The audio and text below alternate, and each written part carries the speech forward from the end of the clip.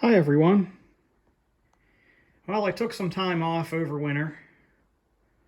Now it's spring and I'm getting back to my car projects, and I figured I'll do a really quick video here on batteries in your 1994 through 1996 Chevy Caprice, or in this case this is a Caprice wagon, or 9C1 car, or Impala SS.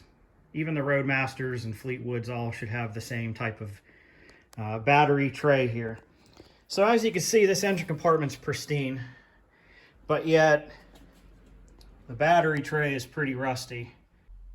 I'm not going to go through a restoration of that right now. The whole reason I wanted to make this video was to give you a quick tip on how to protect your battery tray from this happening. So anybody who has a GM car, especially from that era, is familiar with all the typical side post issues with batteries. And that's usually what leads to, after 25 years, it leads to battery tray corrosion on these cars. So this battery here represents pretty much all the issues I've seen, all in one place. The first issue is a melted side terminal. Once that melts, it starts leaking acid out of that spot. I've also seen unmelted terminals leak. This one does not appear to be, but I have seen them leak just normally right out of those spots. The other failure mode is, well, this one's cracked. Chances are this one froze in the winter and cracked open, and once that happens, the acid leaks out and ruins your battery tray. Sometimes the crack could just be a tiny crack, a hairline crack, and a little bit of acid leaks, and then you wonder why your battery's dead. Well, that's why, because once the electrolyte leaks out, your battery no longer works. Or even if some leaks out, your battery no longer works. Another potential source of leakage is these vent caps. Now, some new batteries come with them and some do not. But all of these regular lead acid, flooded lead acid batteries must have a vent on them. Even AGM batteries have vents, but they're more hidden and they usually won't leak. But these ones will. What happens is the gases build up under these caps, and then see these little slits here? These little slits will allow any buildup electrolyte to leak down the side of the battery. So it'll just run right down the battery. There's one on each side, and that'll get into your battery tray. Let's go over a kind of DIY hack that'll allow you to at least help protect your battery tray a little bit. Just for comparison, here's an Optima Red top, and here are the same vents that I was speaking of. These vents allow any gases during charging and discharge cycles to escape. Just about any lead battery will have vents. Just about any battery in general, I think, needs vents of some sort. Luckily, these AGM batteries don't produce liquid electrolyte as they outgas.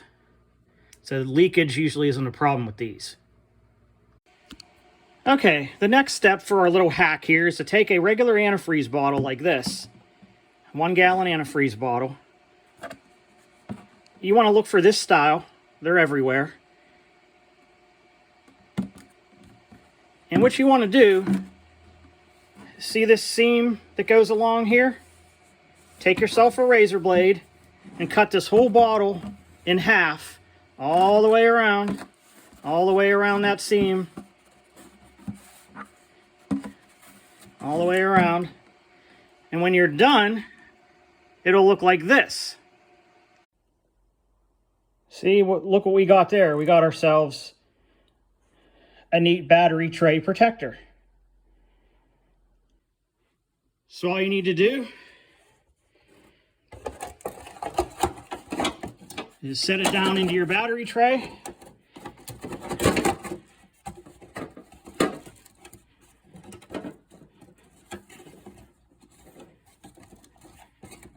Like that. And see how this protects the whole tray. And if some sort of liquid fills up this entire thing, like if the battery cracks open, there's an option for it to leak out of this little funnel here, and it'll go down into the fender area and hopefully not cause as much damage as it would to the battery tray in the inner fender here. I've never had that happen yet, but just wanted to point out that that can help serve as a, overflow there.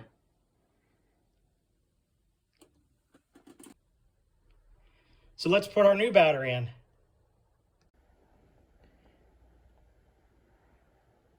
There is some crystallized acid in there from the previous battery. So without this tray, that acid probably would have caused more damage. First, you also want to make sure that the battery tray is sitting down in all the corners here. Make sure these corners are pushed in pretty well. It'll seem like it won't fit, but the weight of the battery will help force it in. Another thing you could do is put this out in the sun for like 15 minutes and it'll soften the plastic, or just run it under really hot water. That'll soften the plastic enough so you can kind of, mold it into the corners really well. And then let's drop the battery in.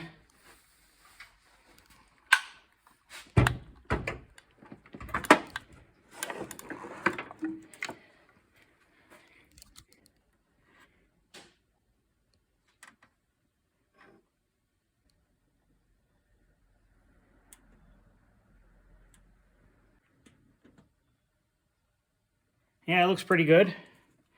Let me do some adjustments and then we'll put the bolt back in. Okay, so let's go over another quick hack. Get yourself a piece of electrical tape. Here's your 13mm socket that we used to unbolt the battery in the first place. I think a 1/2 inch also works. Fold over the tape so you double it up, but leave a section undoubled. Like that. So this section's still sticky. Stick the doubled up part into the socket with the sticky part facing out.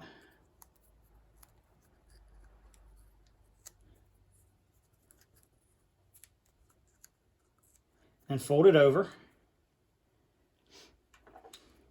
And the reason for doing this is so you can shove the bolt onto the socket. So what we're going to do next is just drop it right in. You may have to wiggle the battery a little bit, kind of force it forward, wiggle it around while you get that bolt started. That tray is going to make it hard. That's why you want to put it in the sunlight or run it under some hot water. Make sure that tray gets real flexible so the battery mount holds it tight in there. It will interfere with getting this started, so just be aware of that. It takes a little bit of patience and some wiggling. But I think I got it started there. Let's tighten it down. This does not need to be tight. That might even be enough. As long as the battery ain't going anywhere, it's tight enough. So I'm going to quit there.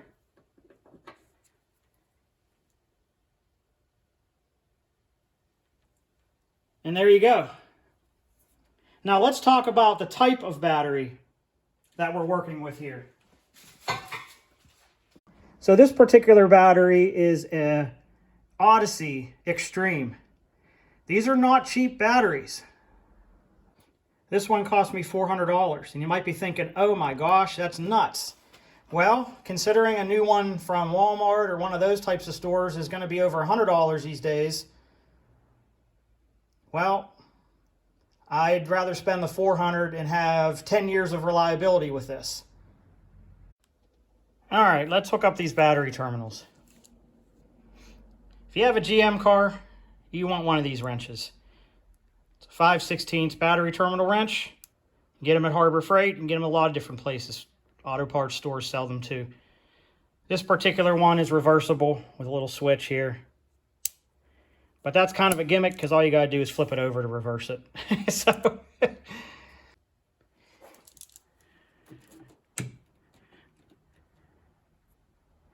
I always like to hook the positive terminal up first, because if you short something out, after hooking up the negative terminal, the whole chassis is live at that point. So definitely start with your positive terminal.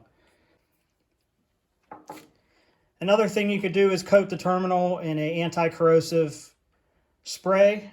I don't have any right now, and this Odyssey battery really doesn't produce a lot of, if any at all, leaky acid or any kind of corrosion. And this car isn't used in all weather anyways, so I'm not going to worry about it. But on a car that's a daily driver, you may want to coat those terminals with some sort of spray. Even silicone spray is better than nothing.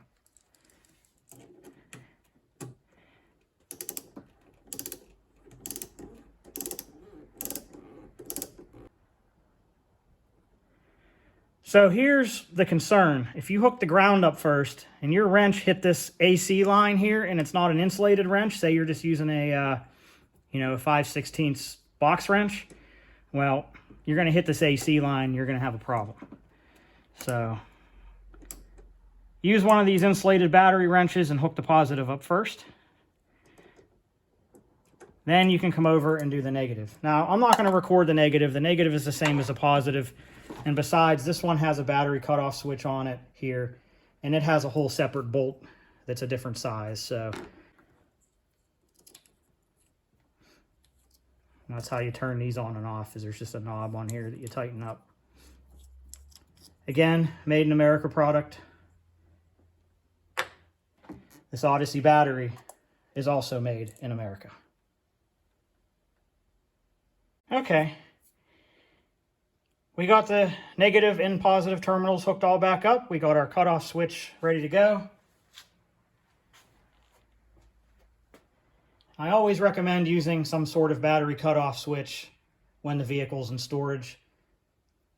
These cars and most modern cars, actually all modern cars, have computers in them that cause a parasitic draw no matter what. So it's always good.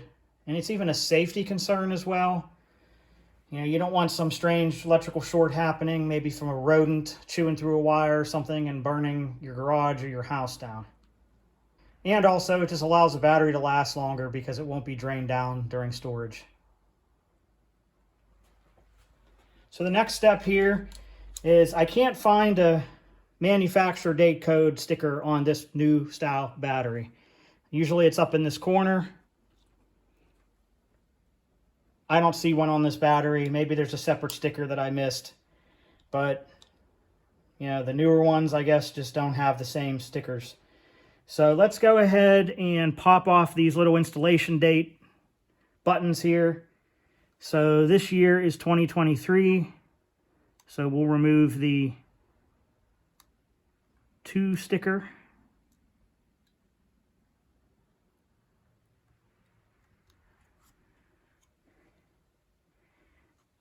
And the 3 sticker.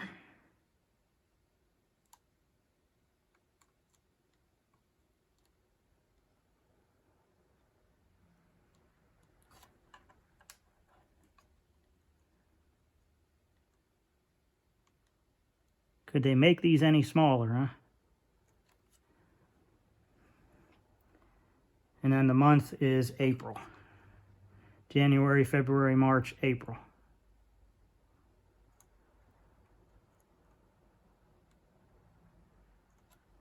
Okay.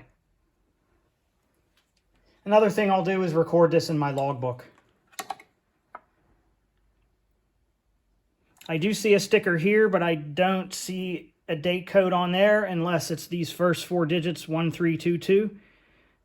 That could be the 13th week in 2022, but I'm not sure. It's much more obvious on the older batteries. One thing I do recommend for every new car battery that you buy is to charge it first. You know, batteries don't like to be discharged. They like to stay charged. So giving it an initial charge right out of the box is usually a good idea, just to make sure it's properly topped off, especially if you don't plan on driving the car for any kind of long trips after you first install it. All right, let's see if she'll fire up. Okay, clear prop and contact.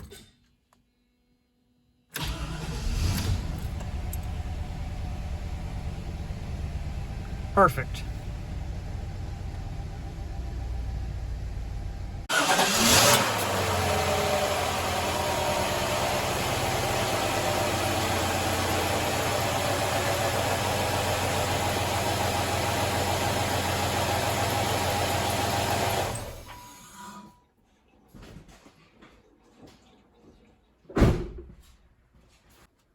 Started right up, first try.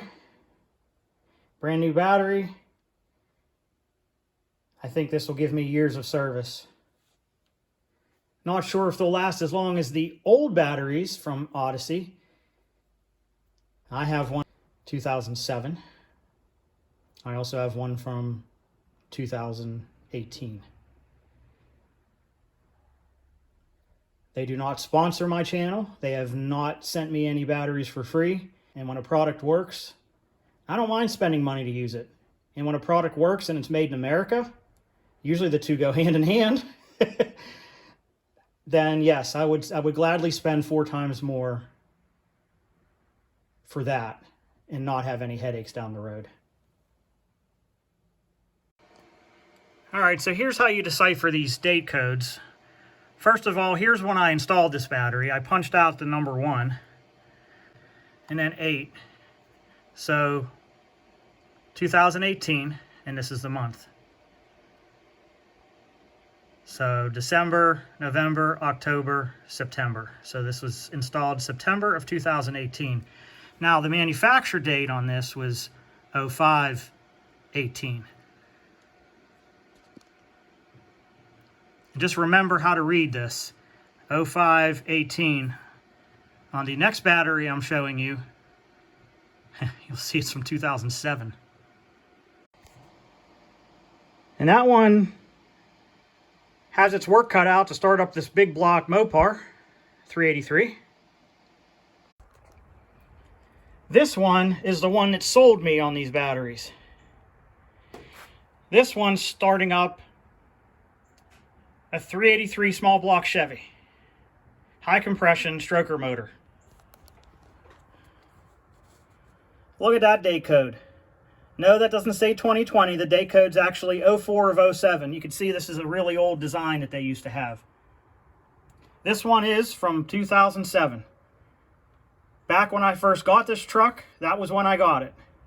And this was the battery that was in it, and it worked fine then. Made in the USA. The battery still works fine now. And if you don't believe me, let's give it a try. It's been sitting over the winter.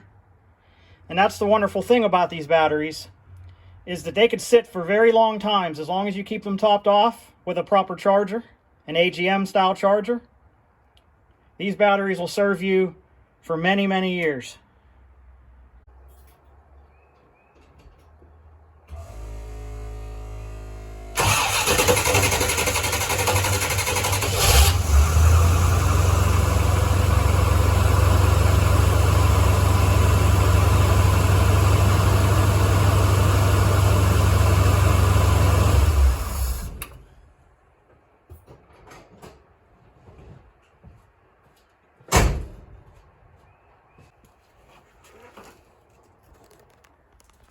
So there you go. A battery from 2007, still working great. All right, everyone. Thanks for watching, and I'll catch you in the next video.